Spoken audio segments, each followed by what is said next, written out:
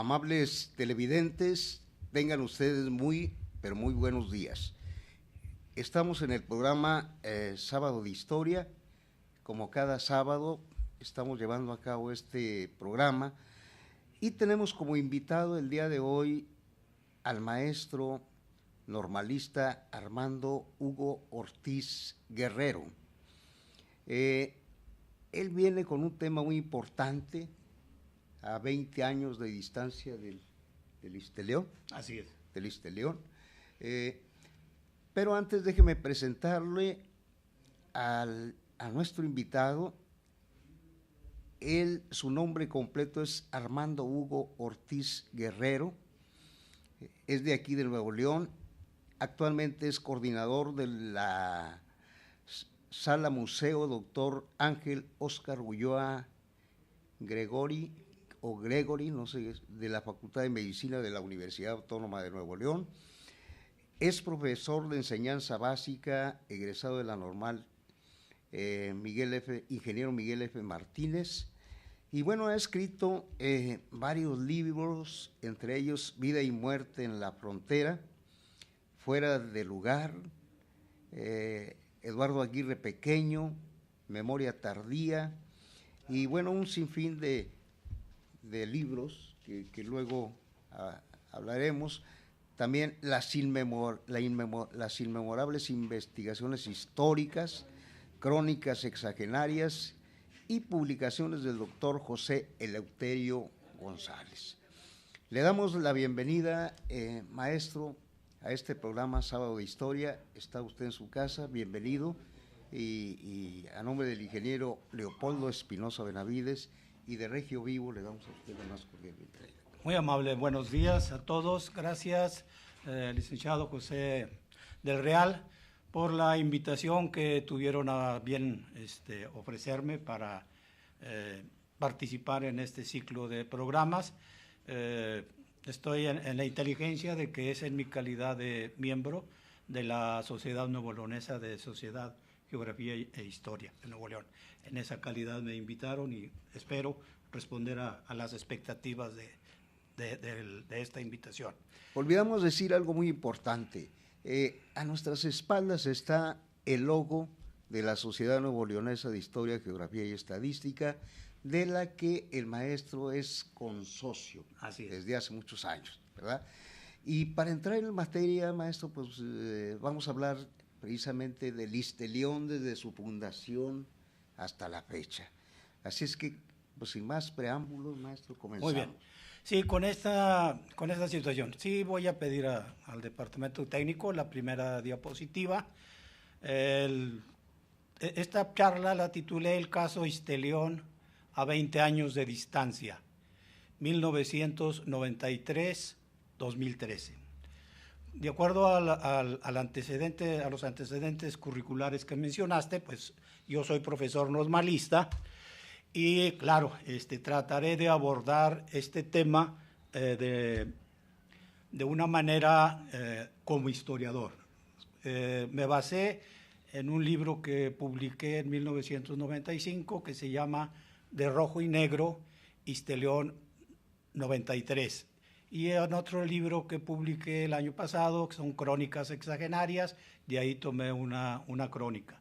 Procuré tomar de ahí los datos duros, porque la cuestión de crónica pues tiene mucho de afectivo, mucho de subjetivo, y no es mi interés hacer este abordaje, sino en el plano que es lo más estrictamente histórico que se pueda. Así es que mi plática se va a abordar en base a una cronología que preparé. Así es que vayamos a la siguiente, ¿sí?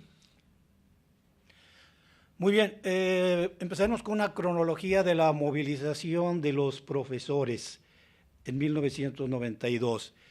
En octubre 23, hace 21 años, el entonces gobernador del estado, Sócrates Rizo García, anuncia que hay un déficit de 1.200 millones de pesos en el Isteleón, que este adeudo es superior a toda la deuda pública del estado, de la entidad, y que era un problema grave que tenía que afrontarse. Dentro de las primeras medidas está que el Listeleón suspende el pago a los acreedores. Ahorita comentaremos a grandes rasgos cuáles son las funciones, cuáles eran y cuáles son las funciones principales del Listeleón. El asunto es que al día siguiente se integra una comisión mixta del gobierno y del Sindicato Nacional de Trabajadores de la Educación para analizar el problema del Listeleón y revisar qué soluciones potenciales se podrían dar para continuar con la viabilidad del Listeleón. Pasemos a la siguiente. En noviembre 12, a ver si coincidimos, en noviembre 12, aproximadamente 3 semanas después, se presenta la primera manifestación de protesta del magisterio local.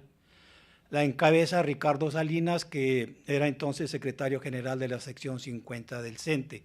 El argumento principal de la protesta era que los maestros habían estado aportando su cuota para el Listeleón desde el 83 aproximadamente y desde antes, desde que se ingresaba al servicio magisterial. O sea que la responsabilidad en este caso no iba a ser de los agremiados. Ese es el argumento que se manejó en esa época. Y hago esta mención de esta primera manifestación porque de una manera inusual la encabezó el líder general de la sección 50. Por lo general, los movimientos de protesta eran por corrientes del magisterio que se llamaban los disidentes, los independientes, los anárquicos, pero que no coincidían con la línea institucional. De hecho, la dirigencia oficial nunca encabezaba este tipo de manifestaciones. Entonces fue insólito que el líder sindical institucionalmente reconocido encabezara esta protesta. Esto fue a grandes rasgos los 3 acontecimientos más importantes en 1992. Inicia 1993, se siguen haciendo los estudios, las valoraciones de esta comisión y pues surgían las versiones de qué era lo que estaba pasando. Entonces, ahora sí continuemos. Oiga, maestro, adelante, sí. Antes de continuar, el fundador de esta institución, del Listeleón, fue el exgobernador Alfonso Martínez Domínguez. Para allá vamos. Bueno, esos son los antecedentes que vamos a mencionar. Bueno, entonces una disculpa. No, adelante. Vamos adelante.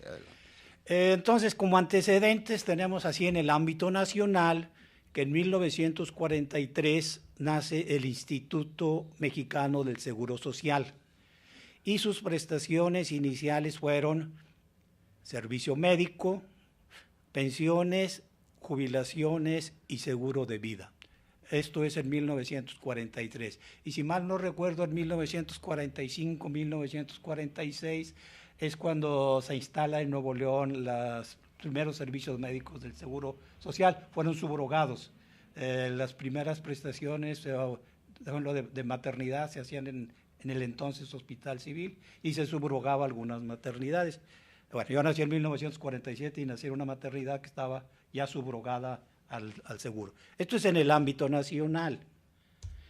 En 1948, 5 años después, el gobernador de Nuevo León, Arturo B. de la Garza, decreta la ley del servicio civil, pensiones y jubilaciones para los trabajadores del Estado. Esto fue en el ámbito local y esta tendencia se dio en la mayor parte de las entidades de la República, donde cada estado creaba su instituto de seguridad social. Esto es en 1948. La cuota que se le pedía a los trabajadores era mínima. El gobernador Arturo B. de la Garza planteó que el Estado se hiciera cargo de la mayor parte de los costos para integrar ese fondo. Ahora sí, en 1983 Alfonso Martínez Domínguez desaparece la Ley de Pensiones y Jubilaciones y crea el Listeleón, donde el trabajador debe aportar para su retiro una mayor cantidad. Esto se dio porque en realidad era muy exiguo el fondo que tenía las pensiones y jubilaciones. Recuerdo que allá por 1980, pues nada más se podían jubilar lo que había en el presupuesto de los maestros. Entonces, muchos pensaban pues que iban a pasar 30 o 40 años porque la fila era muy larga, o sea, y era poco los fondos que había. Así es que Alfonso Martínez Domínguez, en su estilo característico y personalidad, dice: desaparece la ley de pensiones, vamos a crear el Istelión y vamos a pedirle a los maestros que aporten mayor cantidad para su fondo de retiro. Esto es, como tú mencionas, de 1983. No sé si tengas algún comentario. No, sí. Okay. Estos son los antecedentes hasta 1983. Pasamos a la siguiente. En el esquema de jubilación hasta octubre de 1993. Durante el sexenio del gobernador Jorge Treviño Martínez se hacen los últimos ajustes a este esquema de jubilación y tenemos lo siguiente. Por lo pronto, el derecho de jubilación para el magisterio era de 28 años de servicio para las profesoras y 30 para los profesores, con 100% del último salario devengado. De hecho, hoy el ISSSTE jubila con el 70, 80%, no es con el 100%. Y uno de los aspectos más importantes y que era por ahí el foco de atención, el aumento de pensión similar a los maestros en activo. Estamos hablando de la llamada jubilación dinámica. Este asunto debemos de entenderlo en el entorno de aquella época en que los índices inflacionarios eran de 40, 50%, entonces una pensión congelada para el año siguiente ya no servía para nada, o sea, era una cuestión mínima. Quedaba rebasada. Así es. Bueno, estas tres prestaciones, estas tres prestaciones las concedió el gobernador Jorge Treviño Martínez allá por 1990 aproximadamente. Esos son los antecedentes de cómo estaba el Istelión hasta octubre de 1990. O sea, fue 6 años después de que terminó Martínez Domínguez, ¿verdad? Aproximadamente. No tengo la fecha precisa, sí, nada más sí sé que, o sea, sí estoy seguro que fue en el sexenio. El gobernador Martínez Domínguez fue en 1979, 1990. Sí, hasta 1991. Comenzó así como en 1979 y terminó en el 85. Alfonso Treviño Martínez, sí. Jorge Treviño, pues, su sexenio fue de 1985 a 1991. Así es. Así es que al año siguiente que asume la gobernatura el maestro Sócrates Rizo es cuando se presenta esta situación. Bien, entonces continuemos ya con el 93, ya vistos estos antecedentes. De enero a agosto, pues no hubo así mucho movimiento, vamos a decir, estaban en estudios y había los comentarios y las opiniones de que el problema era la jubilación dinámica, que la culpa era de los profesores, cómo era posible que un maestro a los 50 años ya se jubilara, que todavía las expectativas de vida eran muchas y que no era justo. Esa es una corriente de opinión. La corriente del magisterio decía, bueno, es que las reglas no las pusimos nosotros y nosotros empezamos temprano y pues tenemos derecho a terminar temprano. Y esa era la situación que se dio entre esos meses. Ya la situación oficial, institucional, se da en agosto del 31, cuando el director del Istelión, en aquel entonces era Arturo Garza Eckerman, hace la declaración oficial de la quiebra del instituto. Había 545 solicitudes para jubilaciones y en esa misma instancia se rechazan 300 de ellas, más del 50%. Ya debemos de entender que la efervescencia magisterial era enorme, ¿no? Pero lo que siguió después fue que al ver esa efervescencia, en septiembre 9 del 93, se aceptan las 545 solicitudes de jubilación, buscando aminorar el descontento. Pero ya, bueno, la inquietud era enorme. Sin embargo, vayámonos a las fechas y a a los hechos jurídicos, vamos a decir. Sí me acuerdo que las calles eran manifestaciones casi todos los días por este problema. Pero adelante, vamos, sí. adelante. Ahí vamos. Lo que siguió después de esto fue que esa comisión, que hubo una comisión del Sindicato Nacional, del Comité Nacional, que en esta misma diapositiva, una auditoría del Comité Ejecutivo Nacional, más bien contrataron auditores externos y la información que arrojaron es que ese faltante de 1.200 millones de pesos era responsabilidad del gobierno del Estado. Estamos hablando de actuarios ajenos al sindicato, o sea, despachos de auditores. Declaran que el gobierno del Estado nunca estuvo aportando para el fondo de retiro, de acuerdo a la dictamen de los auditores. El Estado niega que haya sido desvíos, sino que fueron transferencias y que no eran 1.200 y que solo eran 85 millones, y con la promesa de resarcir al fondo. Que es una distancia enorme de 1.200 a 85, pues es un mundo de dinero. Las cifras ahí aparecen. Esos son dictámenes de peritos contables. Esto de acuerdo a sus investigaciones, ¿verdad, maestro? Sí. De las fuentes ahí. De las fuentes. Sí, adelante, maestro, adelante. Bien, entonces, en este tipo de situaciones, en esta situación, en octubre 11, la Comisión de Gobierno CENTE anuncia que ya había llegado a un acuerdo para reformar la ley. Recuerdo que fue en la tarde, por ahí, que se hizo el anuncio de manera oficial. Y en la noche, Ricardo Salinas, que era el dirigente, el secretario general de la sección 50 del CENTE, abandona el edificio sindical que está frente a la Alameda. Lo abandona él y su equipo de trabajo, o sea, el resto del comité ejecutivo seccional. Sale Ricardo Salinas y su comité y ocupan esas oficinas la llamada coordinadora de regiones. La coordinadora de regiones fue una dirigencia no oficial, surgió de manera emergente. Y fue, bueno, hasta aquí mencionamos el dato. Estamos hablando de octubre 11. Octubre 11 de 1993. 93. Todo el material es del 93. Bien, al día siguiente, el octubre 12, el Congreso del Estado aprueba por unanimidad de todos los diputados la reforma a la ley del Istelión. Inclusive el voto a favor de un profesor diputado, creo que era por el PRD. O sea, fue por unanimidad. O sea, la totalidad del Congreso votó porque se reformara la ley del Istelión.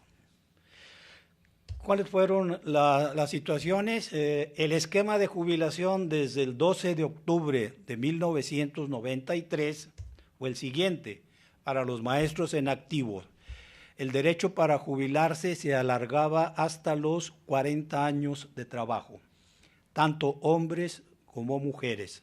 Era 10 años más para los varones y 12 más para las mujeres. Se cambiaba el sistema y había un sistema de cuentas bancarias individuales de retiro, lo que hoy son las AFORES. Ya empezaban. Sí. Y se incrementaba, había incremento de su cuota para el retiro, o sea, el maestro en activo tenía que aportar más. Para los jubilados, ya el aumento de la pensión no era, bueno, sí era dinámica, pero ahora era de acuerdo al índice inflacionario. Ya para entonces los índices eran, bueno, ya no tengo elementos ni me interesa decir cuánto era, sino que nada más era de acuerdo al índice inflacionario. Había suspensión indefinida de préstamos a corto plazo e hipotecarios para los jubilados, y otras prestaciones también se cancelaron. Y había un incremento de su cuota para el servicio médico. Este era el esquema que se aprobó desde el 12 de octubre del 93 en adelante. Pasaremos a la siguiente y ahora sí hablemos un poquito más de la coordinadora de regiones. entró como instancia emergente, aunque ya había empezado desde septiembre, como tú mencionaste. Ya cuando se notaba que no había el apoyo institucional, empezaron a organizar muchos actos de presión. Y estamos hablando de septiembre a diciembre de 1993. Los principales actos de presión que hubo fueron paros escolares y marchas por zona o región escolar. Primero eran aislados, inconexos, de buenas a primeras, un grupo de escuelas se hablaban por teléfono, bueno, vamos a suspender mañana labores. Y esto fue al principio algo desconexo. Poco a poco se fueron integrando gracias a la coordinadora de regiones. Luego, ya un poquito más organizado el esquema, se organizaron ya paros escolares y marchas por zona o región escolar. Hubo marchas multitudinarias, estamos estimando 20 al menos, aquí sí hablamos de 25,000, 30,000 manifestantes. Había, bueno, más o menos el total de agremiados entre maestros, personal administrativo y de apoyo era alrededor de 25,000 a 30,000 miembros del sindicato. Y maestros en activo era como 22 o 23,000.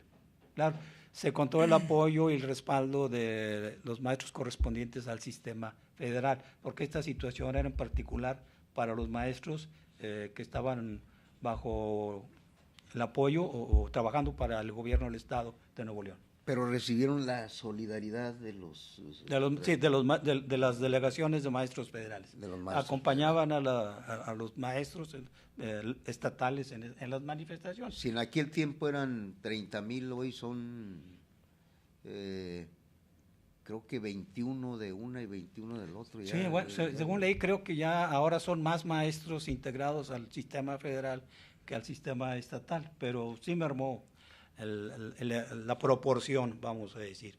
Bien, aparte de las marchas multitudinarias, de 20 al menos calculo yo, con asistencias de 30,000 hasta 40,000 manifestantes, también hubo bloqueos de avenidas, hubo bloqueos de oficinas gubernamentales, hubo cancelación de varios eventos públicos, eventos oficiales, y al final hubo un plantón en la Macroplaza, donde hubo varios maestros que se mantuvieron en huelga de hambre durante algunas semanas. Estamos desfasados ahí de la, sí, de la diapositiva. A ver, vamos adelante. A ver. ¿Es la que sigue? Sí, es la que sigue. Esquema de jubilaciones, dice. El título es Principales actos de presión. Ahí está, ahí la tiene. Ya. No sé si tengas algún comentario de lo que llevamos hasta ahorita platicado. No, pues fue una época de mucha protesta que repercutió en las clases del alumnado por estas cosas, y creo que todavía no se arreglan algunas cosas por ahí, ¿verdad? Pero eso ya lo veremos más adelante aquí con el maestro para no adelantarnos. Así es. Estamos hablando, nada más menciono algunas de las actividades de protesta.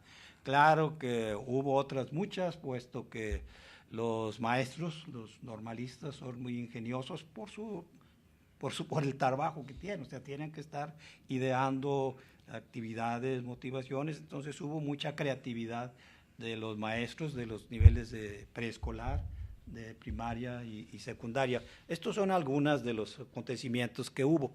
Pasemos ahora sí, por favor, a la siguiente diapositiva. Esta situación de efervescencia y de inquietud y de protesta se canaliza en lo que para mí es uno de los actos más importantes, cuando en noviembre 5 la coordinadora inicia paro de labores escolares por tiempo indefinido. Estamos hablando, la prensa estimó que más de 20,000 maestros respaldaron ese paro y que el 90% de las escuelas suspendieron sus labores. Las versiones oficiales decía que era el porcentaje menor, que no eran tantos maestros los que estaban en huelga o en paro, y que pues la mayoría de los maestros estaban trabajando. Esas son las dos versiones que se manejaron en esa época. Estamos hablando de noviembre 5, ya fue paro total. En noviembre 21, licenciado, estamos en la misma diapositiva. Hubo un Congreso Nacional Extraordinario del CENTE en la Ciudad de México. Y el Comité Ejecutivo Nacional, o el Congreso Nacional, que es instancia superior que el Comité Ejecutivo, respaldó la protesta del Magisterio de Nuevo León, consideró que eran justas las protestas y la respaldó. Pero propone integrar otra comisión, en este caso se llamó una comisión mixta negociadora, que era un consejo con concejales, donde se formaría con 10 concejales del gobierno, 10 concejales del CENTE institucional y 10 de la llamada coordinadora. La coordinadora rechaza que participe la dirigencia institucional del CENTE y por tal motivo se abstiene de participar. Entonces, esta comisión mixta quedó formada nada más por 10 concejales del gobierno y 10 del CENTE. Esto fue en noviembre 21. Ya bajo este panorama, para noviembre 30, 9 días después, el gobierno congela por 60 días la ley del Isteleón. Queda sin efectos mientras se hace un nuevo estudio y un nuevo dictamen. Allí todavía con Jorge Treviño. No, ya está, todo esto es con Sócrates. Ya es con Sócrates. Sí, todo esto es durante la gobernatura de Sócrates Rizo, desde el inicio. Bien, entonces ya con este acuerdo y con este nuevo estudio, ya el gobierno considera que, y con este congelamiento, que no hay por qué continúe el paro. Y también el Comité Ejecutivo Nacional también llega a la misma conclusión. Si ya está en estudio esta situación, entonces pues ya el Comité Ejecutivo Nacional ya no respalda las protestas de los maestros, en particular de la coordinadora. Por ahí, en varias declaraciones que hizo la entonces secretaria general, Elvester Gordillo, dijo, bueno, pues ya si algunos maestros quieren seguir en paro, es bajo su responsabilidad. La mayoría de las escuelas continúan en paro para noviembre todavía. No sé si tengas algún comentario, maestro.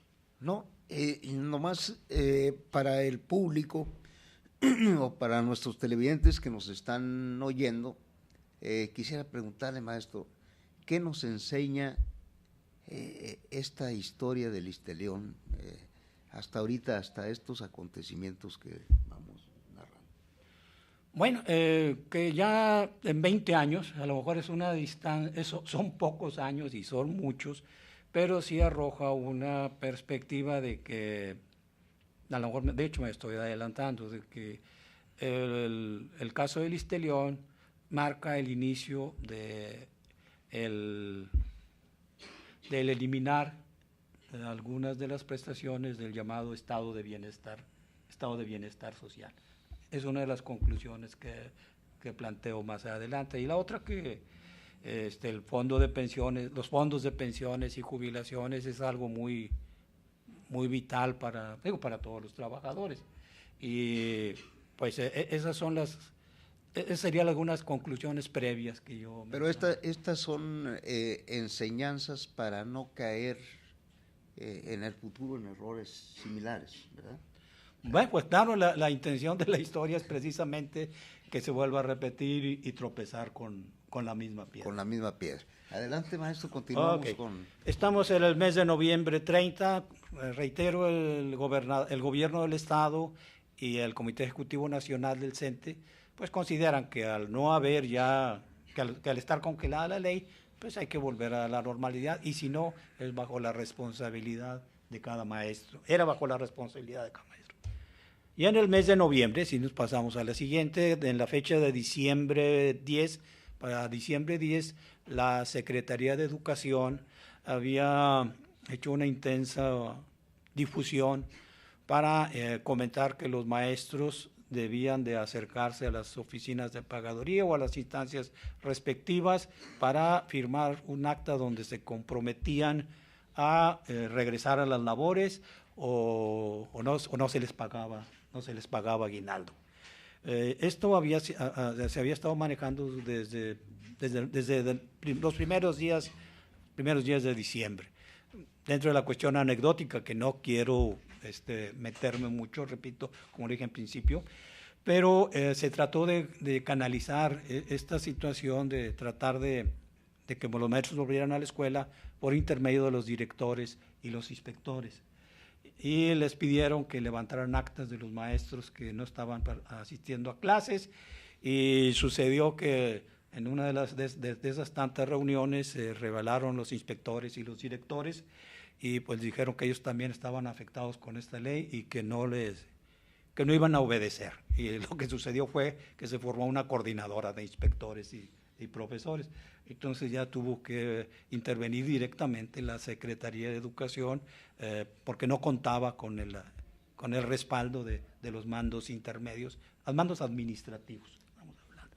Esto en diciembre 10, se dice que ya va, quien no firme pues expone a que no se le pague el aguinaldo. Y para entonces pues estaba la huelga de hambre, estaban las manifestaciones pues, cada tercer día, ya se había bloqueado el Palacio de Gobierno, ya se había bloqueado el aeropuerto en alguna ocasión, las carreteras, o sea, como tú mencionas, fue una época de mucha efervescencia y de mucha inquietud, y entonces esta era una situación pues que cada maestro debía de valorar.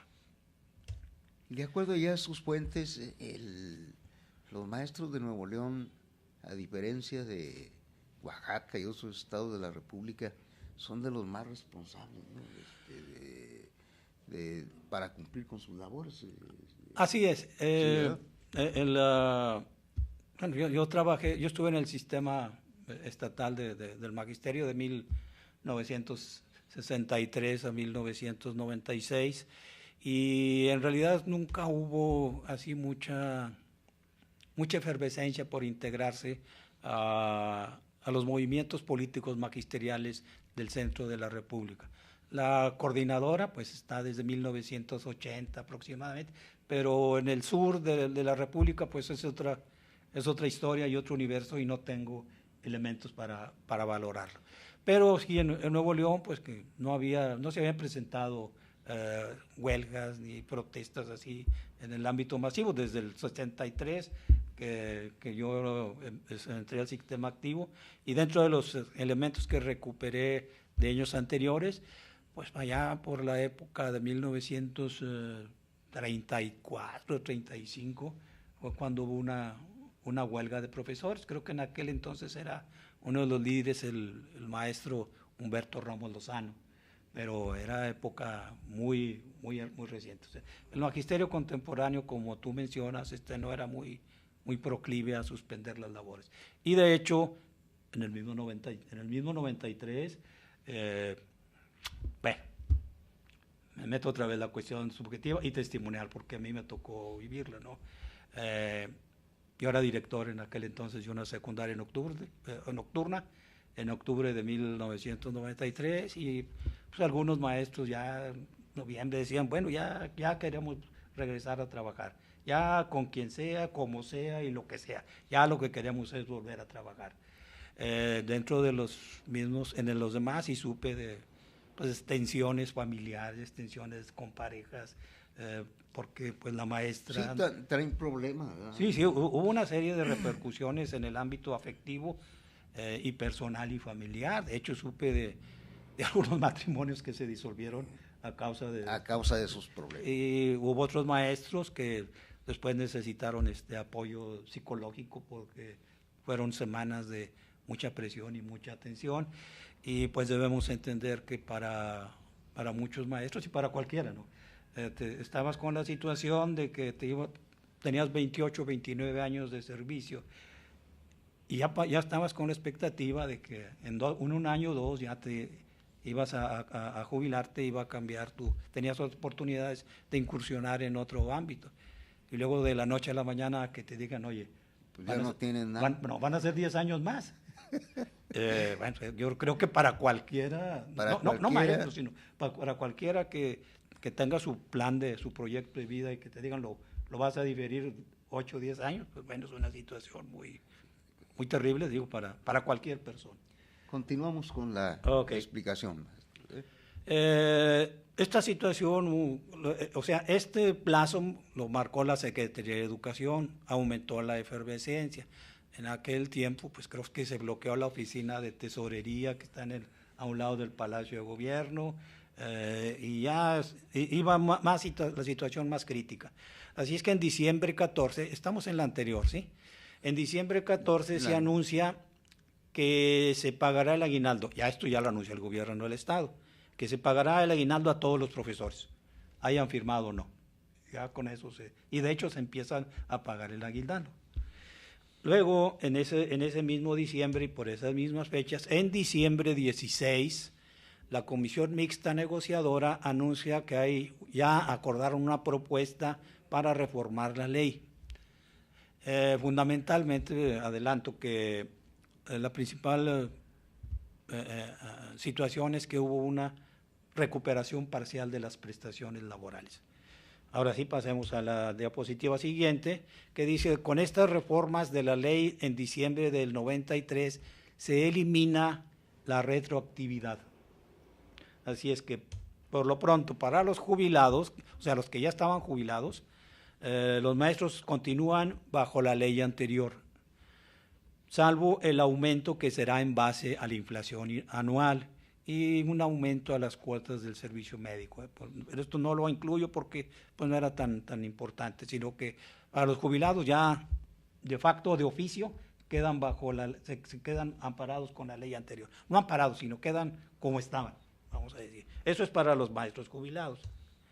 Para los maestros en activo había dos opciones. Uno era el derecho a acogerse a la nueva ley y a integrarse al sistema de afores y a llegar a los 38, 48, 40 años de servicio, etc., como ya lo comentamos. O bien jubilarse con la ley anterior, pero con el 85% del último sueldo y el aumento de pensión acorde al índice inflacionario. Había esas dos opciones.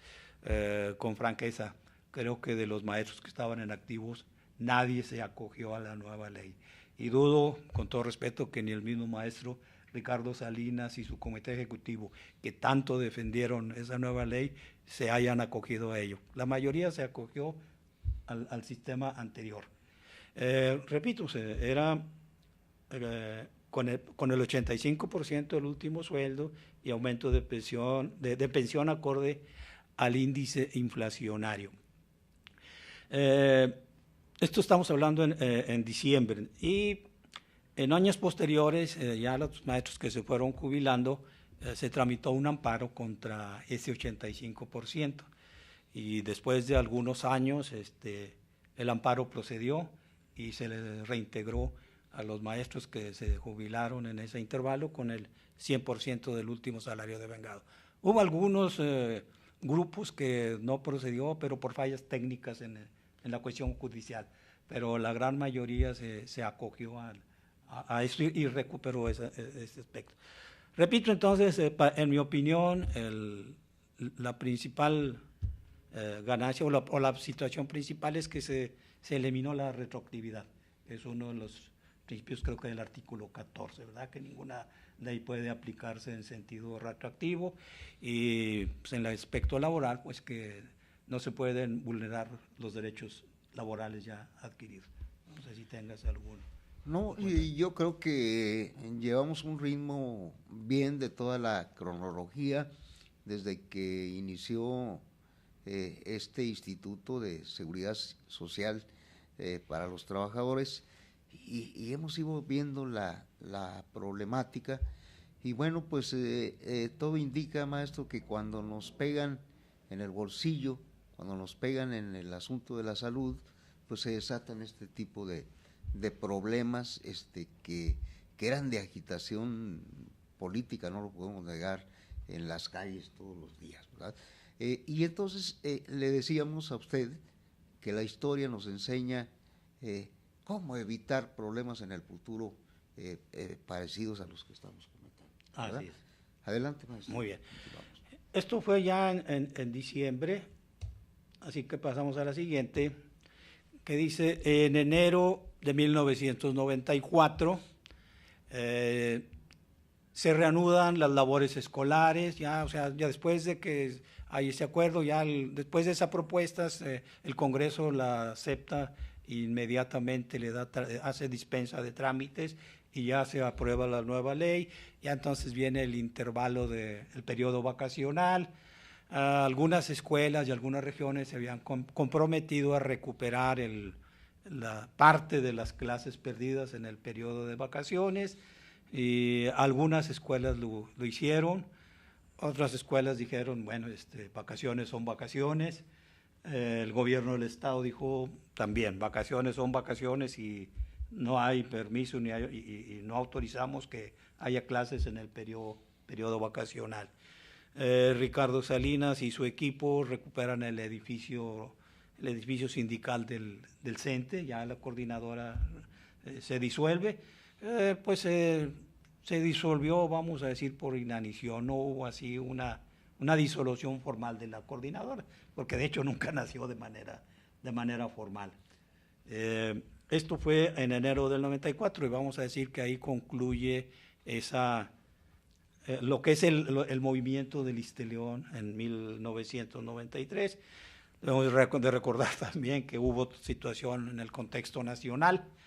El 1 de enero sale a la luz pública el Ejército Zapatista de Liberación Nacional en Chiapas y viene otro universo que hasta cierto punto el problema de Nuevo León y de Listeleón, que sí había empezado a tomar cierto interés en el ámbito nacional, pues queda esfumado ya con el Ejército Zapatista. Pero después, durante el sexenio de Ernesto Zedillo Ponce de León, del 94 en adelante, se comienzan a reformar las leyes nacionales y locales, extendiendo el plazo de derecho a jubilarse, pero bajo el sistema de afores. La única ganancia que hubo es que no fue de manera retroactiva.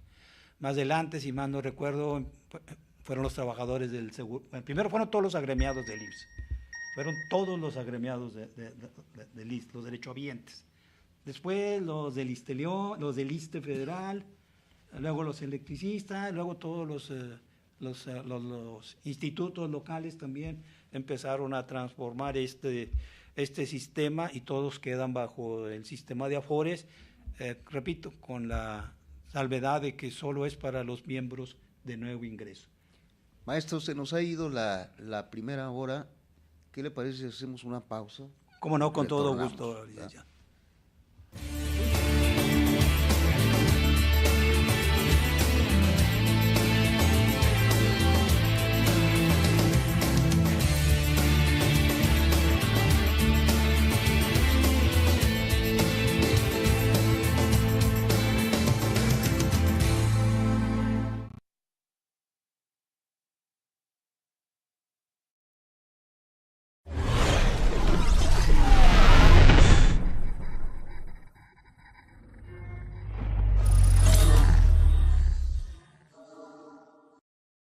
Los esperamos cordialmente y todos los domingos de 9 a 10 de la noche en ¡Qué Chulada Show!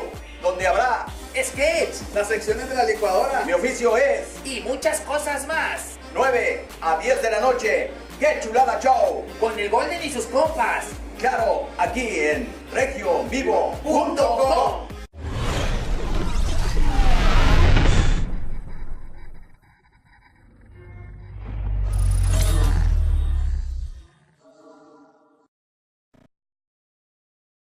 Hola, te queremos invitar para que veas nuestro programa Palabras de Vida. Nosotros somos Paco y Alma y nos gustaría que estuvieras con nosotros todos los martes a partir de las 10 de la mañana a las 11 y los domingos de 4 a 5 de la tarde. Exactamente, tendremos gran contenido, tendremos artistas invitados sobre intereses personales, intereses sociales, pero todo enfocado a la Biblia. Por regiovivo.com. Palabras de Vida.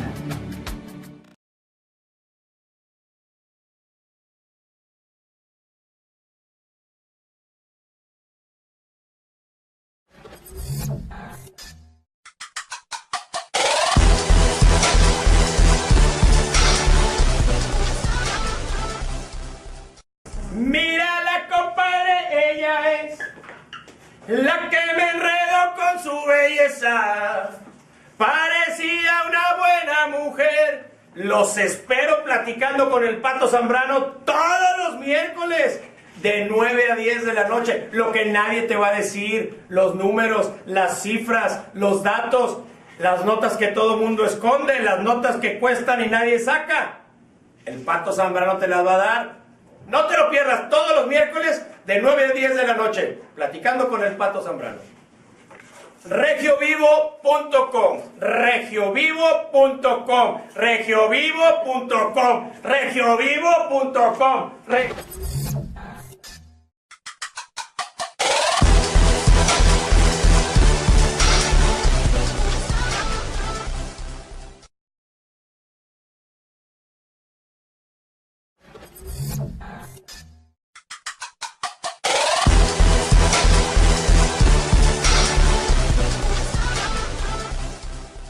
Hola, ¿qué tal? Mi nombre es Blancanelli Gloria y te invito para que estés con nosotros todos los lunes de 4 a 5 de la tarde aquí en tu programa Vive tu Momento, www.regiovivo. Aquí te esperamos, donde te vamos a ayudar a realzar la belleza, a hacer lo mejor, un momento especial en tu vida y vivas la vida como si fuera el momento, el último de tu vida. Aquí te espero, no nos falles.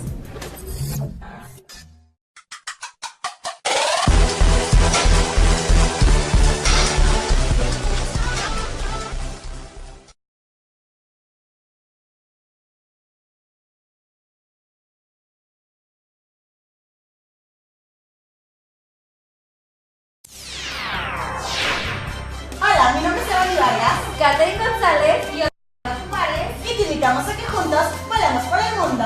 todos los viernes de 7 a 8 de la noche por el regio.com. No te lo puedes perder.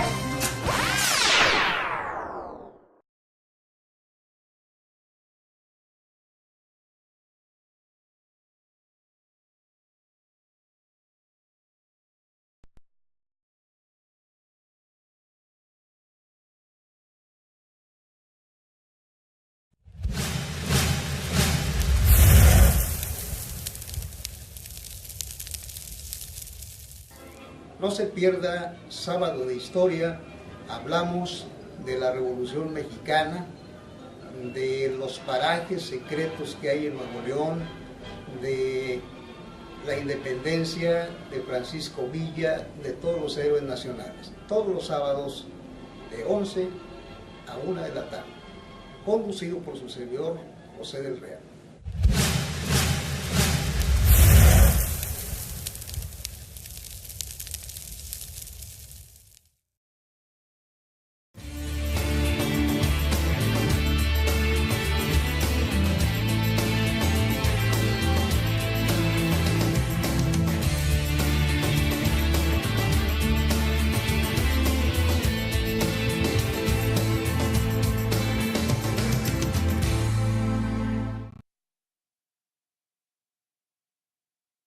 Bueno, pues ya regresamos a Sábado de Historia. Estamos en la segunda hora de Sábado de Historia con el maestro Armando Hugo, ¿verdad? Ortiz Guerrero. Maestro, pues interesante esta cronología que nos ha traído usted sobre el Isteleón desde su fundación hasta nuestros días. Todavía no acabamos de platicar sobre esto, así es que vamos a continuar con la siguiente explicación. Adelante, sí. Bueno, entonces vamos a proyectar la diapositiva que dice enero 1994 en la que estábamos para retomar. En 1994 se reanudan las labores en Nuevo León y desde ese año en el ámbito nacional comienzan a reformarse las leyes nacionales y locales para diferentes gremios. O sea, primero fueron todos los derechohabientes del Seguro Social, se fueron al sistema de Afores, luego los trabajadores del IMSS, los maestros federales, los ISSSTEs locales, y una situación insólita que para lo que se refiere al Isteleón de Nuevo León es que fue la única entidad donde hubo una resistencia muy tenaz a esta reforma. En los demás institutos y demás leyes no hubo tanta resistencia. Yo pienso, por ejemplo, con respecto a los del Seguro Social, a los derechohabientes del Seguro Social, pues que era como es un universo de millones de derechohabientes dispersos en toda la República, no había algo focalizado, ¿no? Como en el caso de Nuevo León. O sea, el caso estaba focalizado aquí en Monterrey y en el área metropolitana fundamentalmente. Y la otra, pues que las pensiones que otorgaba el Seguro Social en aquella época pues eran tan pobres que pues a lo mejor ni valía el caso emprender una lucha con ellos. Pero sí recuerdo que los del Seguro Social, electricistas, algunos gremios sí se pusieron mayor resistencia, pero lo único que se ganó fue la no retroactividad y todo lo demás siguió bajo el mismo esquema. En perspectiva, en mi humilde perspectiva, a 20 años de distancia, pues sí me permito concluir que Nuevo León fue el arranque, como lo dije en principio, de eliminar el sistema del estado de bienestar social y cambiar a otros esquemas que son los que están vigentes hoy. Ya, de hecho, en el ámbito mundial se pide y se reclama y se exige que se trabaje hasta después de los 65 años de edad. Tengo entendido que en Europa están pidiendo que pueden poder trabajar hasta los 70 años, que ya las expectativas de vida han cambiado y situaciones o argumentos de ese tipo. Pero retomemos para concluir lo del ISSSTE León por lo pronto. En el ISSSTE León en el 2013 tenemos hoy lo siguiente. Esto ya en el contexto actual. Actual, sí. Para los profesores que ingresan, nos pasamos a la siguiente diapositiva, por favor. Para los profesores que ingresaron al sistema desde 1994, que es el esquema actual, están en el sistema de cuenta bancaria individual, Afore, y en promedio tendrán derecho a jubilarse a los 38 y 40 años de trabajo. Estamos hablando, como lo mencioné ahorita, a los 65 años de edad. Hay un colchón así mínimo de 10 años para el instituto, porque las primeras jubilaciones que va a dar, o más bien los primeros maestros que van a jubilarse bajo el sistema de Afores, es alrededor del 2023, o sea, dentro de 10 años más. Dentro de 10 años. Ahorita, con los maestros que nos acogimos a la ley anterior, si mal no recuerdo, hubo un convenio del gobierno del estado que se iba a comprometer a pagar de una bolsa diferente las pensiones para los jubilados. O sea, el ISSSTE León quedó fuera, dijo, no vamos a meternos con las finanzas del ISSSTE León, yo, gobierno del estado, voy a estar pagando a los jubilados. Y claro, pues cada vez vamos siendo menos. Esa es la conclusión. Y ya en el 2023, pues ya será otra historia. El asunto es, la pregunta, el argumento en aquel entonces fue... ¿Se recuperó el ISSSTE León? Bueno, según los comentarios institucionales, el ISSSTE León, las finanzas del ISSSTE León están sanas, es autosuficiente. En argumentos de la prensa, pues se dice que ha habido desvíos, que ha habido quebrantos por los fondos del ISSSTE León, que se ha incursionado en bolsas o en sistemas especulativos, pero el ISSSTE León siempre lo ha dicho con mucha firmeza, este instituto tiene sus finanzas sanas. Bueno, pero entonces, qué bueno, nada más ahora la pregunta que quedaría para el 2023, ¿están seguras las prestaciones de los maestros que se van a jubilar en el 23? Hay muchas notas y opiniones de que el sistema de Afores está condenado a que van a recibir mucho menos de lo que se están ahorrando. Estamos hablando de Afores en el sistema nacional. Bueno, esas son las opiniones, de que cuando se retire esa cuenta individual, pues van a recibir mucho menos de lo que se estuvo cooperando. Y bueno, eso será en el 2023, pero pues yo lo manejaría de una manera coloquial, de que el sistema de los afores es al gobernador o al trabajador, al empleado. Mira, como dice la canción de Chava Flores La Bartola, tú eres muy despilfarrador y no sirves tú para guardar, para ahorrar para tu jubilación. Entonces, yo, instituto o yo, autoridad, te voy a guardar el ahorro. Te voy a retirar un piquito para tu pensión, te lo voy a estar guardando. Pero no lo vas a poder retirar hasta dentro de 40 años, ¿eh? Dentro de 40 años es entonces te lo vamos a, o lo vas a poder recoger. Pero mientras tanto, pues yo lo voy a tener.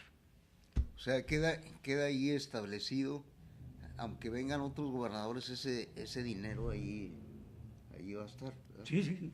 Aunque siempre hay tentaciones, ¿verdad? No, pues de hecho ya las afores o las instituciones bancarias, que son quienes están administrando afores, pues están pidiendo permiso para incursionar en fondos de riesgo. La indicación que hay, el estatuto es de que pueden esos fondos de pensiones invertirse en fondos de gobierno, en fondos que no son especulativos, pero ya están entusiasmados algunos con irse a fondos de riesgo. Y ahí la especulación es otra historia, pero... A la bolsa, ¿verdad? La bolsa mexicana, sí, de valores y todo.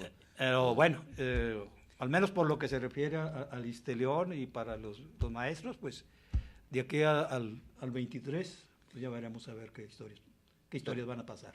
Pero qué raro, maestro, que estas afores, siendo dinero del trabajador, no se les consulta, van inclusive a consultar un asunto y el personal de allí es prepotente y es dinero del trabajador. Así es. Entonces, caray, pues algo se debe hacer allí.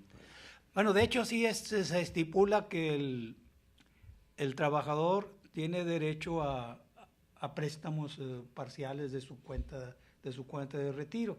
Claro, hay muchos requisitos para hacer ese préstamo, pero como se ha dicho desde hace muchos años, si tú quieres ir a depositar dinero a un banco, nunca te ponen muchos peros, pero trata de sacar y ya entonces es otra historia. Es otra historia porque si usted va a sacar dinero de su afore, en la jubilación tiene sus repercusiones también, ¿verdad? Ahí va a alcanzar menos dinero. Entonces, caray, pues algo debe hacerse allí, ¿verdad?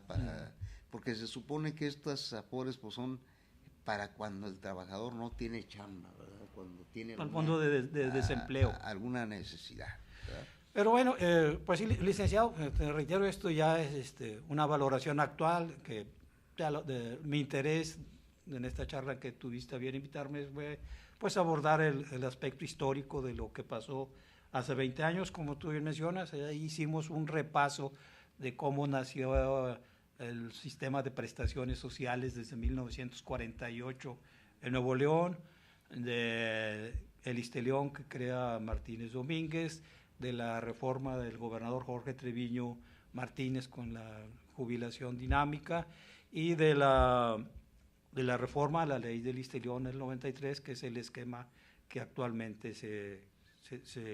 está vigente. Es muy riesgoso, ¿no?, abordar la historia reciente, porque uno de mis dichos es que la historia es como los precios de las mercancías, está sujeta a cambios y nuevo aviso. Sí, de repente se encuentra otro dato, otra información y hay que reinterpretar la historia. Pero hoy, bueno, todavía está viva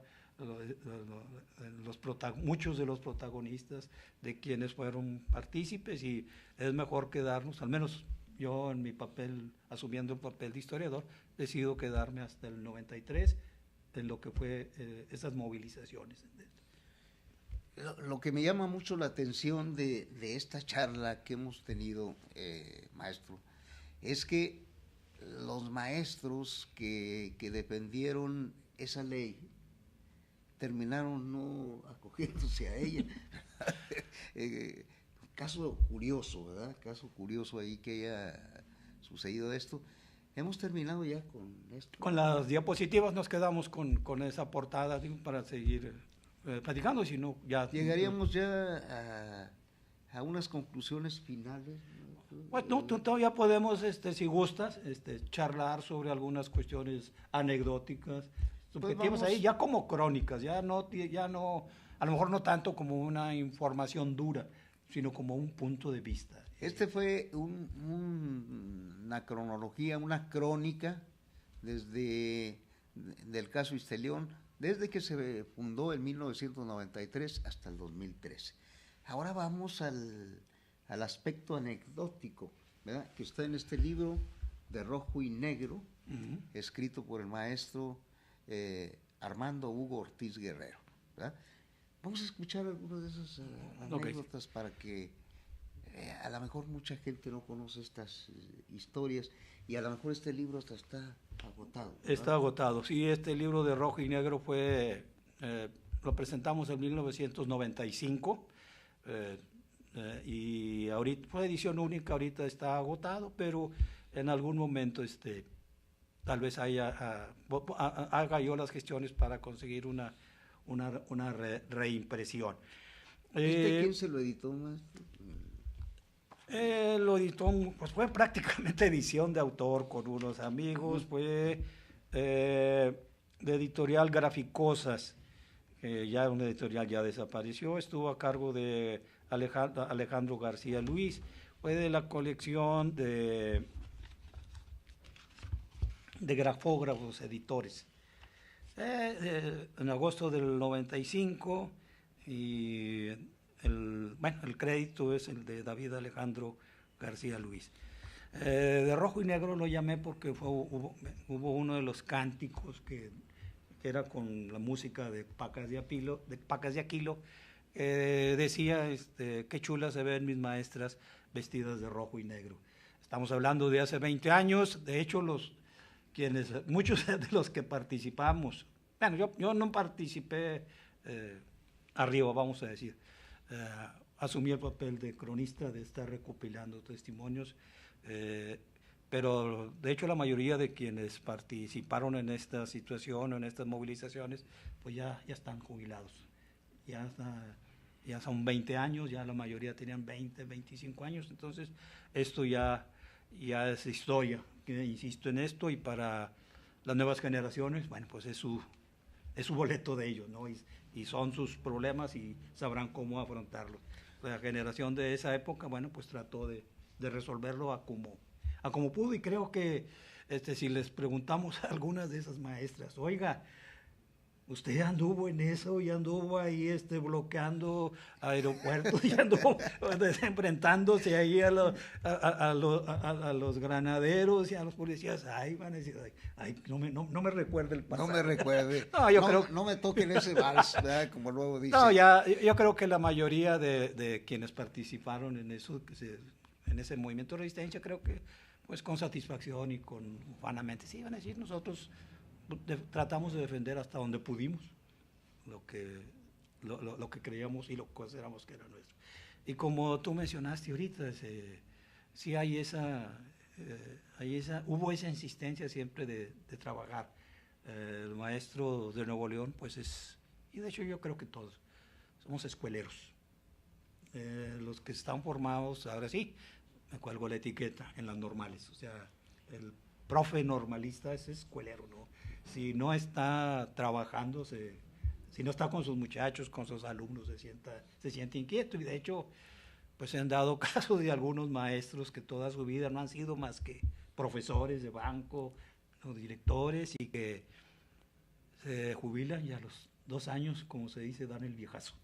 Pues esperamos que para el bien de las nuevas generaciones, pues no se repitan estos hechos. Y yo creo que ahí el papel de las autoridades está mucho en aprender de los hechos históricos como estos, donde se pueden evitar, ¿verdad?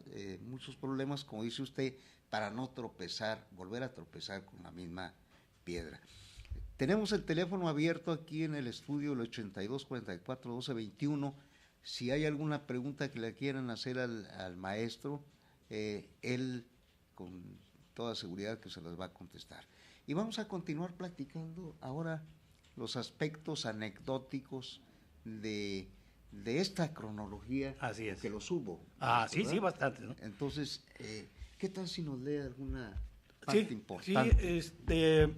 pues fue fundamentalmente sobre las marchas. Titulé varias crónicas, algunas de ellas. De hecho, el fundamento de este libro se da en que en aquel tiempo yo era colaborador editorial de un periódico local y pues empecé primero a publicar algunos artículos de opinión. Cuando vi que estaba tomando un giro inesperado estas movilizaciones, pues seguí escribiendo artículos de opinión, y ya cuando terminó las movilizaciones vi que tenía varios artículos y dijo, pues sería bueno recuperar esto como una cuestión testimonial. Entonces, una de estas crónicas que incluyen en este libro se llama De prohombres y consignas. Es una crónica, reitero, no es propiamente histórica, sino una crónica testimonial. Algunos profesores, metódicos por inercia, se ubican en el sitio señalado por los activistas con brazalete de orden. Región X, delegación Y en lugar Z. Se asume alguna tarea. Llevar la manta, una pancarta, volanteo, desenrollar los cordeles de plástico que eviten los reventadores e infiltrados, ajuste al nivel del equipo de sonido montado en el capacete del auto. Otros, algo anárquicos, deambulan hasta que la casualidad descubre a un condiscípulo no visto desde las luchas estudiantiles, hace 10, 15 años, hace muchos años, hace muchos kilos. Saludo de mano, abrazo estruendoso o beso en la mejilla, según la confianza. Mientras inicia la caminata, un espontáneo toma el micrófono en plan de arenga, hasta cierto punto innecesaria. El reto contra el gobierno va en serio. Esta marcha, 10ª según la prensa, restrega la firmeza del paro indefinido de clases en todo el estado. Arranca en la Alameda Mariano Escobedo, donde otros ciudadanos, en otros tiempos, 1903, retaron a Bernardo Reyes con un candidato opositor a su reelección. Poco les duró el brete. El acto proselitista fue disuelto a punta de caballazo y garrotazo. El ánima del virrey porfirista, Reyes, se retuerce de tibieza por la tibieza de las autoridades actuales. Así no se gobierna, clama desde el más allá al escuchar el coro majadero de la chusma. Sócrates Rizo, el dinero, ¿qué se hizo? Marcha hacia el oriente hasta llegar a Pino Suárez. Júbilo al contemplar la longitud de la columna. Al pasar frente al Hospital de Especialidades del IMSS, sus trabajadores, desde todos los ventanales, agitan prendas de rojo y negro. No se rajen, profes. El ánima de otro gobernador, José Eleuterio González, Gonzalitos, observa desde lo alto de la Sobreloma, hoy Cuauhtémoc y 15 de Mayo, sitio donde construyó en 1859 el Hospital Civil. Desde ahí, a Gonzalitos le satisface la enjundia de los hijos de la Normal Básica, establecida durante su gubernatura en 1870. Aunque le mortifica el desgarriate de la instrucción elemental hoy, confía en la vocación del magisterio nuevo-leonés, refrendada a coro. El maestro, luchando, también está enseñando. Oficinas del Ixtelión, en la calle Matamoros. La multitud lanza la pregunta-respuesta. ¿Dónde está el ratón? En ese cajón. El cajón es un condominio construido a todo lujo con las cuotas de los trabajadores durante el sexenio del exgobernador Jorge Treviño Martínez. El ex se lava las manos. No es cierto. Yo lo dejé salito. Números negros, A mí que me trasculque. La procesión enfila por Ocampo o Constitución, según le dé la gana, para llegar a la calle Zaragoza. La estatua del general, en aquel entonces ahí, señala con su espada el sitio donde está atrincherado el enemigo. A unos metros, el Casino Monterrey, Club de los Pontetados. Hay inquietud con las voces populares. Remembranza de 1936, cuando se disparó desde ahí contra una manifestación obrera con saldos de muertos, heridos y varios de los más rancios apellidos encarcelados en el campo militar. El magisterio pasa de largo. La bronca no es contra los ricachos. Llega a las excavaciones de lo que será, estamos hablando del 93, la estación Zaragoza de Metrorrey, una de las joyas preciadas del sexenio socrático. Los peones abandonan la chamba para aplaudir la mayéutica de los profes. ¿Dónde está el dinero? En ese agujero. Claro, el presupuesto original de la línea 2 del metro se había disparado. En esos cimientos quedarían sepultadas las jubilaciones dignas de miles de mentores. Una voz enronquecida daba gritos coléricos. La estatua de Neptuno tonante desde la fuente de la vida. ¡Alto!, insistía el dios marítimo agitando el tridente. Yo construí esta macro para que el pueblo exprese su fidelidad y pleitesía al gobierno, no para agitadores comunistas. ¡Alto!, en nombre del PRI. En vano, su voz perdida entre la multitud. ¡Halcones, al ataque!, ordenó a su ejército de ninfas y querubines pétreos. Disparaban estériles chorros de agua contra el flujo humano, enrumbado a la explanada de los héroes.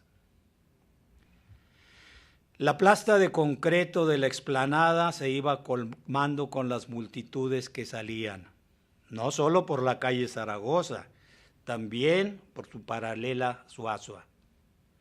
Otro lleno absoluto con calles laterales repletas. El magisterio estatal en pie de lucha. Profesores federales, padres de familia, alumnos, simpatizantes, acoplados y curiosos, y hasta los infiltrados, dando fe a la palabra que empeñaba la sección 50. El helicóptero de gobierno, algunos decían que era el de Sampaio, y otros decían que era de los canales, etcétera, de los canales locales. Bueno, ese helicóptero filmaba desde el aire las olas, contraolas y resacas del hormiguero humano. El conjuro era terrible. El que no brinque es rizo, el que no brinque es rizo. Todo mundo a brincar en un pie, luego el otro, pero debes reírte para que el antídoto funcione. Luego de fogosos discursos en plena noche, nadie duda de la indignación del magisterio. Indignado no, ¡pip!, apuntó el maestro José Sánchez Partida. Van a dar el mal ejemplo a miles de obreros y empleados, no solo de Monterrey, de todo México. ¿Cómo creen que se puede obtener algo saliendo a gritar a la calle? Inaudito, clama la burguesía regimontana. Desde el Faro de Comercio lanza su rayo láser hacia el águila porfirista que está en el pórtico del Palacio de Gobierno. Parece que el águila tomará vida y dará escarmiento a la chusma rebelde. Pero retoma su calidad de piedra con la fulminante mirada que Benito Juárez le dirige desde la explanada. ¡Quieto, pajarraco! Con el griterío se enardecen las cabalgaduras de Morelos y Escobedo, dispuestos a encabezar el asalto definitivo a la sede del enemigo público número 1 de la profesorada. Miguel Hidalgo y Costilla se suelta el pelo, agitando la cadena rota de la esclavitud. Trepada en su hombro, una luciérnaga titila al ritmo de los cánticos. Es la inquebrantable Nora Rivera Rodríguez. Hasta aquí esta crónica. Bueno, pues esta crónica interesante, que tiene una lectura amena, por cómo lo está leyendo el maestro, está en el libro de Rojo y Negro, del año 1993. 95, la edición fue en 95. 1996. Es que ese 93 que tiene... Bueno, sí, es el título del libro es De Rojo y Negro, Isteleón 93. Isteleón 93. Bueno, la edición fue en el... Movilizaciones del Magisterio Nuevo Leonés. Así es. ¿Verdad? Pues este libro está agotado, no lo va a encontrar usted en ninguna parte, pero los que quieran hacer algún contacto con el maestro Armando Hugo Ortiz Guerrero, bueno, pues si quieren comunicarse aquí a nuestro teléfono 82 44 12 21, está a sus órdenes. Pues vamos a continuar, maestro. Adelante. ¿Qué más tenemos sobre...?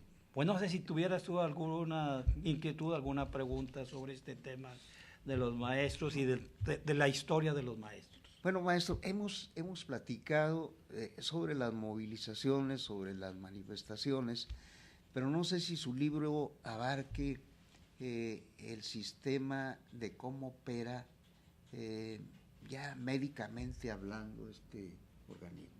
Allí ese tema no lo toca, ¿verdad? No, pero lo que tengo entendido, porque yo soy derechohabiente del Isteleón, en lo que se refiere al magisterio, tengo entendido que el gobierno recoge las cuotas del servicio médico de los maestros y devuelve un fondo para que sea el servicio médico de la sección 50 quien administre los módulos del servicio médico, los hospitales, el hospital que tiene, la clínica hospital, y lo de los medicamentos creo que sí hay un control central del Isteleón, pero no tengo así mucha mayor información. Los médicos que consultan a los maestros son contratados por el Comité del Servicio Médico y por el Comité Ejecutivo de la sección 50. Esa clínica que tienen allá en la colonia Mitras, forma parte del mismo sistema del Isteleón. Sí, en este caso pues es exclusivo para los maestros. El Isteleón también tiene su hospital y sus instancias para los trabajadores del Estado, porque el Isteleón no solo acoge a los maestros, también incluye a los trabajadores burócratas, a los empleados, tengo entendido que a las fuerzas públicas también, pero en cuanto se refiere al magisterio, hay un hospital, ya es hospital en la colonia Mitras Centro, en la colonia del Maestro hay otro hospital, una clínica de especialidades, y es operado por el comité y controlado por el comité médico de la sección 50, claro, con la supervisión del Isteleón. Indudablemente que, como lo menciono aquí, y tú lo mencionaste, o sea, lo más sensible para los maestros es el servicio médico, las prestaciones, en particular las pensiones y, el sistema de ascensos. Estamos hablando también de 1993, el sistema de ascensos era una de las cosas que más se cuidaba. O sea, el sistema de ascensos en cuanto a que era la oportunidad de escalar en cuanto a ingresos y en cuanto a perfil de trabajo. Pero repito, eso era hace 20 años, ya hoy los sistemas de escalafonarios y de acceso a mejores ingresos ya están bajo bajo otros esquemas. Y claro, pues como toda dependencia gubernamental, el servicio médico pues, a veces tiene sus deficiencias, tiene sus errores, tiene sus quejas. Y bueno, yo en lo personal, cuando voy a consultar, pues no me ha tocado ese tipo de situaciones, pero en lo general, sobre todo últimamente, no puedo quejarme, debo ser honesto. O sea, más o menos está automatizado el sistema en cuanto a la estancia ahí para la consulta, en cuanto a proporcionar el medicamento, en cuanto a que esté dentro del cuadro básico, pero digo, eso es en lo personal. Sin embargo, sí conozco y sé de quejas frecuentes de los maestros, pero pues bien que mal, ahorita está funcionando.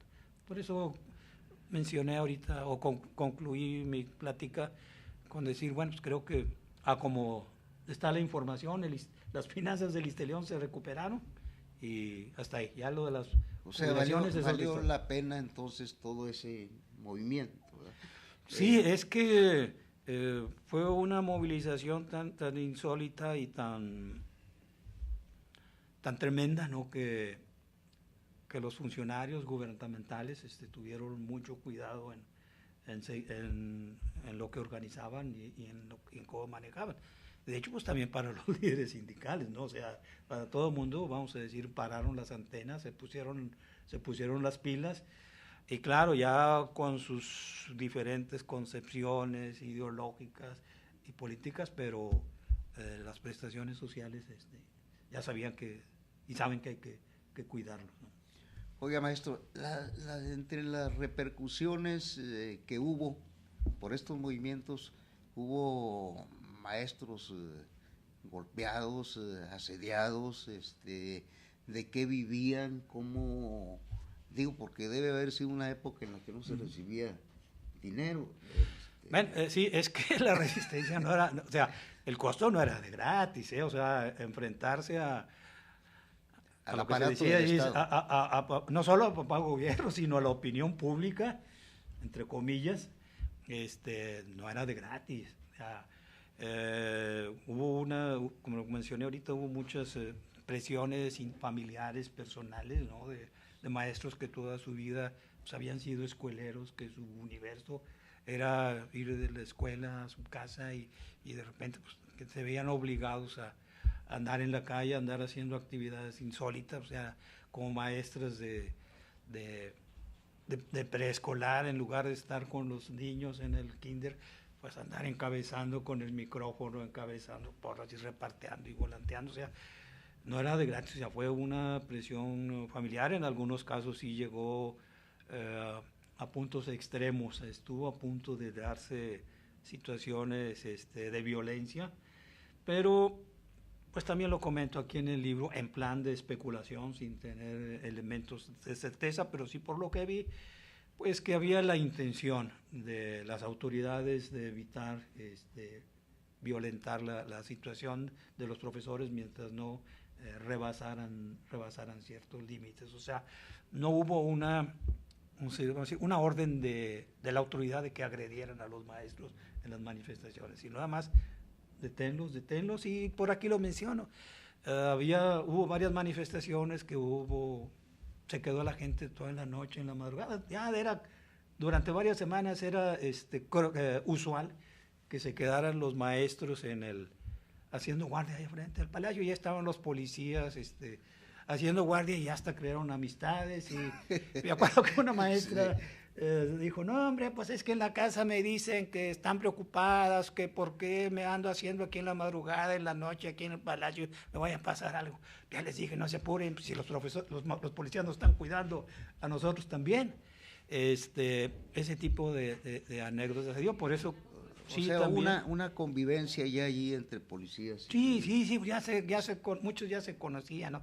De hecho, por ahí hay algún testimonio de la prensa, que creo que fue el 20 de noviembre, que ya con el frío se empezaron a resguardar y amanecieron cobijados los maestros ahí a un ladito de los policías que estaban haciendo guardia. Creo que fue en las noches, hubo unas noches de frío que bajó a menos de 10 grados o menos la temperatura. Entonces, eso en cuanto a la fuerza pública. pero hubo otras ocasiones en que sí secuestraron a algunos maestros. Nunca se supo quiénes fueron las instancias y sí les dieron una buena zarandeada, les dieron un susto. Y bueno, eso fue lo que salió en la prensa. En otras veces pues llegaban individuos a las casas de algunos maestros que se asumían como... Amedrentarlos. Sí, pues. se asumían como autoridad judicial, investigadora, y que uno de sus hijos que estaba acusado de robo y que iban a investigar. Nunca se identificaron. Y hubo otras, ya lo escuché después, no solo de amenazas, sino fueron amenazas cumplidas con algunos maestros que, de hecho, pues ya dejaron por la paz las movilizaciones, pero como te digo, pues no era de gratis. En cuanto a los salarios y a los sueldos, pues la situación es que, al final de cuentas, los maestros no se les descontó nada. Se les retuvo algunos días de sueldo, se les retuvo algunas quincenas, pero ya cuando se estabilizaron las clases que se reanudaron, se devolvieron los sueldos. Y por un lado, vamos a decir, por benevolencias a los maestros, y por otro lado, que como tú estarás mejor enterado que yo, los sueldos son recursos etiquetados. O sea, si el gobierno recoge el dinero, van a decir, ¿qué vas a hacer con ese dinero? Entonces, esta lucha dejó una enseñanza allí de que hubo mucha solidaridad de otros organismos sindicales hermanos. En particular, sí. De la misma gente. Sí, en particular de los maestros que funcionaban en el sistema federal. Ya en las últimas fases, bueno, muchas sociedades de padres de familia sí estuvieron respaldando. De hecho, hubo una manifestación que la encabezaron los padres de familia, no la Asociación de Padres de Familia. La Asociación Estatal de Padres de Familia nunca respaldó este tipo de movilizaciones, sino sociedades locales. Ya también en la última fase, finales de noviembre, se comenzaron a integrar delegaciones de estudiantes universitarios de nuestra universidad local. Y también lo menciono que ya también en su última fase hubo agrupaciones obreras que expresaron su respaldo, en particular la CROC. Bueno, al menos la CROC sí publicó un desplegado donde apoyaba las movilizaciones magisteriales y pedía una solución a la problemática. Pero curioso, ¿no, maestro? Yo le pregunto a usted, ¿hubo queja de los padres de familia sobre actos de protesta y de movilización? Claro que sí, en algunas escuelas sí reclamaban a los maestros, ¿no?, que porque suspendían y se quejaban, pero en otras, muchas veces los padres de familia devolvieron a los maestros al plantón. Les dijeron, sí hay testimonios de algunas escuelas donde dijeron, avisaban unas reuniones que convocaron los maestros, bueno, pues vamos a volver a dar clases. Bueno, ¿y qué arreglaron? No, pues no arreglamos. No, pues que van a regresar aquí derrotados. No, pues mejor váyanse ya, tal como quiera lo resolvemos. Esa es la situación, o sea, de que la mayoría, en buen número de escuelas, los mismos padres de familia respaldaron las movilizaciones y en otras no. Pero claro, en esta situación se polarizó, pues, siempre tiene que haber divergencia de opiniones y de actitudes, y pues yo creo que en perspectiva, después de 20 años, ya debemos verlo como muy respetable lo que dispuso y lo que opinó cada quien. Maestro, le agradezco mucho que haya estado aquí con nosotros. Hablamos en este sábado de historia de la historia de la Fundación y de las movilizaciones del ISTE-LEO. Muchas gracias por la gentileza de su atención. Gracias, maestro, por estar aquí. Al contrario, gracias también por su invitación. Y estamos a sus órdenes. Y yo creo que el próximo año, maestro, a lo mejor venimos con un nuevo tema aquí con el maestro.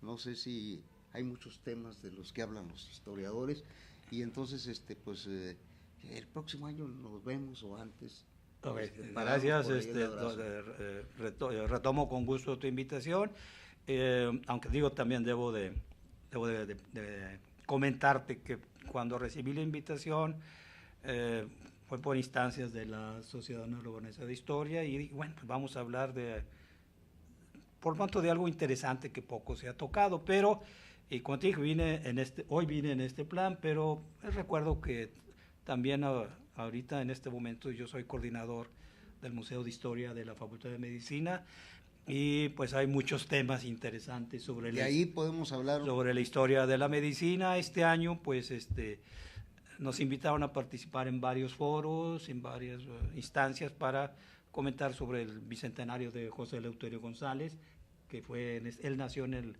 1813 y este año la universidad festejó su bicentenario y aparte de José Eleuterio González, pues hay mucha tela de donde cortar en la historia de la medicina en Nuevo León y si tienen a bien invitarme, pues creo que puedo participar sobre temas de la historia del magisterio, algo también de los corridos, también tenemos una investigación sobre música norteña, sobre corridos norteños y la historia de la medicina, donde también soy muy ufano de que soy colaborador de la Facultad de Medicina.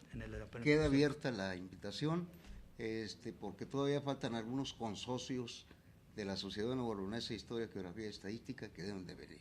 Entonces, nuevamente, muchas gracias por Al contrario, aquí. Que pasen feliz día y feliz puente. Gracias. Pues muchas gracias.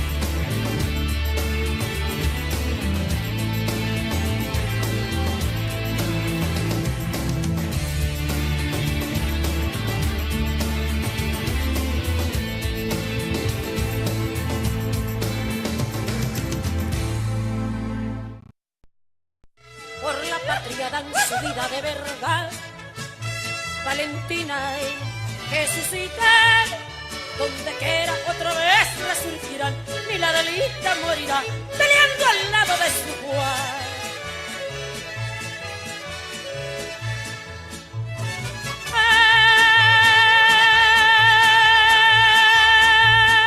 Ay, yo me muero donde quiera. Yo también. Y en la raya la primera yo me parto el corazón.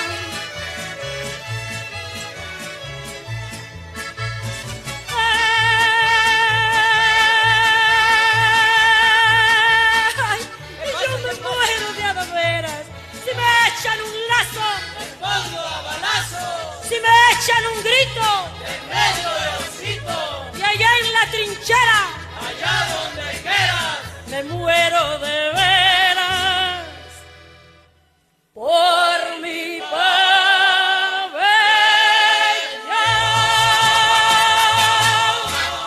Sí, señor.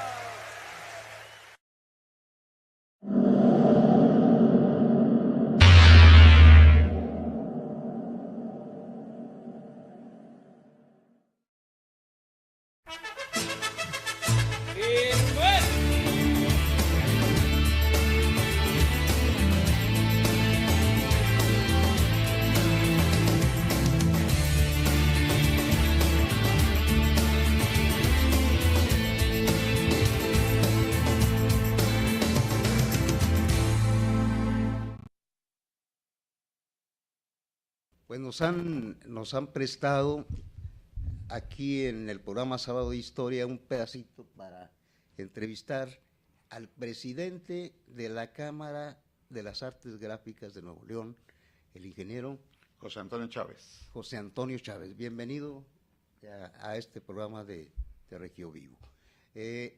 Yo comenzaría por preguntarle, ingeniero, recientemente llevaron a cabo ustedes un foro sobre las artes gráficas y de este tema poco se habla.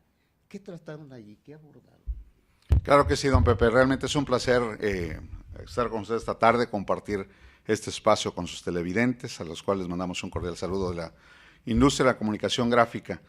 En este foro, don Pepe, fue un foro que lo buscamos durante muchas horas de trabajo, muchos días, mucha gente involucrada, y fue un foro enfocado principalmente a una visión de mediano plazo y largo plazo y unos pedacitos a corto plazo bajo el criterio de desarrollar una industria que se ha visto transformada precisamente por la incursión de la tecnología. Obviamente la tecnología nos trae una serie de aspectos de beneficio a la sociedad, de comodidades, pero al mismo tiempo nos va modificando. De forma concreta, don Pepe, en el foro pudimos traer tecnologías, o mejor dicho, representantes de empresas que tienen tecnología de innovación, que tienen tecnologías digitales, como impresión digital, por ejemplo.